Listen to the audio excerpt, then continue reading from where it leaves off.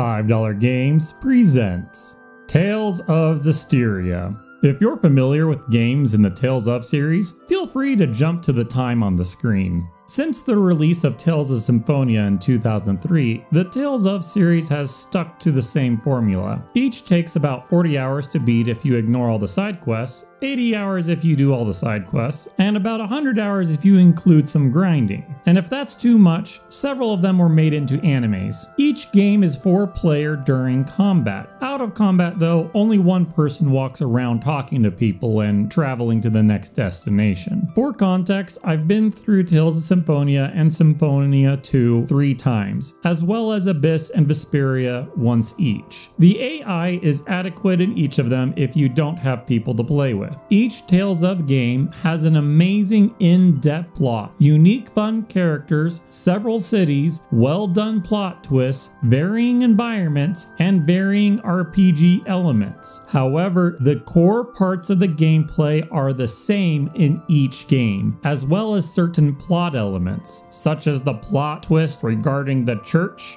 every single time. Great the first time, not the fourth. As such, these core elements create a feeling that you're playing the same game in each of them, and that creates fatigue. That's not to call it bad though. If it's your first Tales of game, you won't notice anything until near the end. Also, I heard that in Tales of Arise that they threw a ton of microtransactions in your face. That's only in Tales of Arise. None of the other ones have that as far as I'm aware. Alright, Tales of Zestiria. The plot begins that beings known as shepherds have appeared throughout time to fend off an unrelenting darkness. Each time the darkness emerges, the shepherd appears out of nowhere and likewise disappears after a few years of prosperity. The protagonist, along with his friend, are investigating ancient ruins for an archaeological record of these shepherds. Upon finding one, they're accosted by a storm and decide to return home. Along the way, they discover a human, which the protagonist insists on bringing back home. However, she's unable to see his friend or anyone from his village due to them being special,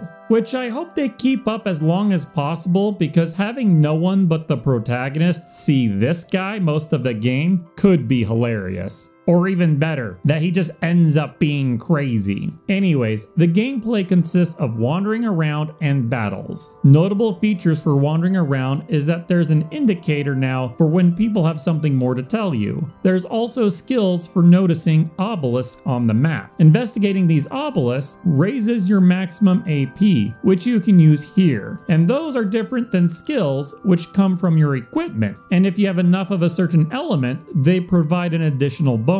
For battles, they replace the SP bar with a stamina gauge. Attacking depletes it, while guarding and standing still refills it. Interestingly, the combat arena is actually where you engage the enemy as opposed to a set location in each environment. I didn't get far enough to see how overlimits and supers were implemented, unfortunately, but generally these are introduced way later. Anyways, there are bugs with the keyboard and mouse, possibly with the Steam port entirely.